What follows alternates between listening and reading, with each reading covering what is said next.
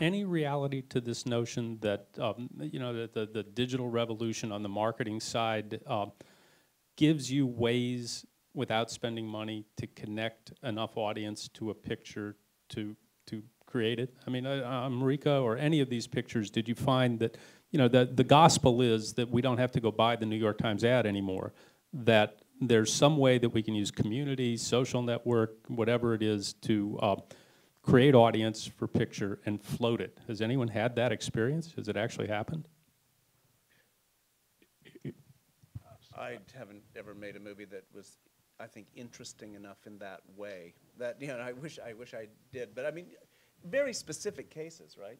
Mm-hmm. That it's happened, you know, in things that everybody knows, Paranormal Activity or Blair Witch or whatever. Was there a community element, Marika? Yeah, there was actually. I think most of the marketing effort on the film was focused on grassroots and internet, and you know, it was very difficult actually. I mean, the film, there was a really big effort made within the community, but I think that I don't know that we had enough manpower to really follow through that effort. I think that, you know, the digital thing and the online requires constant effort, and actually, you know, that requires money.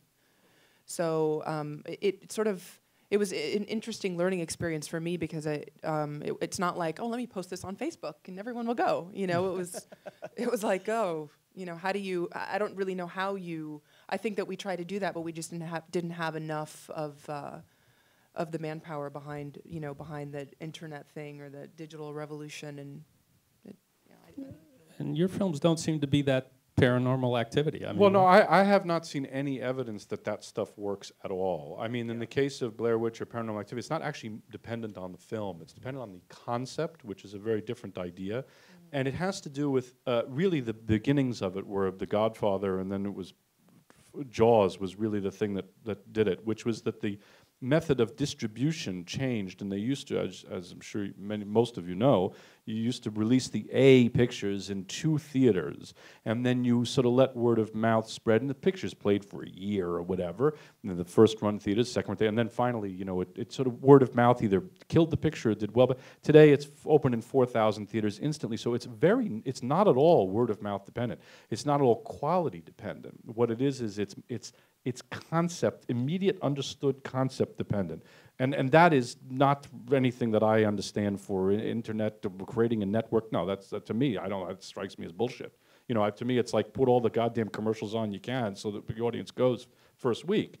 If they changed the way that movies played in theaters, where the movie actually required, and that's also the reason, by the way, the 42-year-old English teacher doesn't go to the movies anymore, because they used to be word of mouth dependent. They're not anymore. They're now concept dependent. So I think that's a big difference, and I don't think the digital era changes that at all.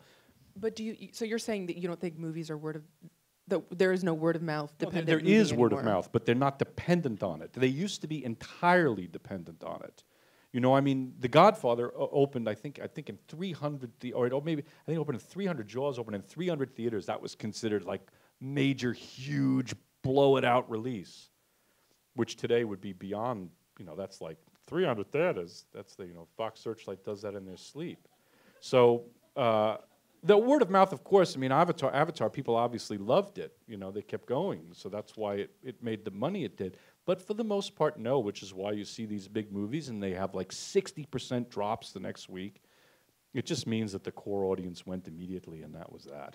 Is part of the problem, though, that these movies don't have the opportunity to stay in theaters long enough for the word of mouth to actually kind of spread and take effect? Oh, I think that's true, right? With Bonnie and Clyde, right? Bonnie and Clyde. Yeah. The picture was released as a B feature in drive-ins in August of '67, but there was still the opportunity for word of mouth, and then they re-released the film, and everyone changed their opinions about how good it was, and that would never, ever in a trillion years happen today. Today, Bonnie and Clyde would come out, and you know, you'd get a couple of spirit noms, and that would be it, right? Mm-hmm.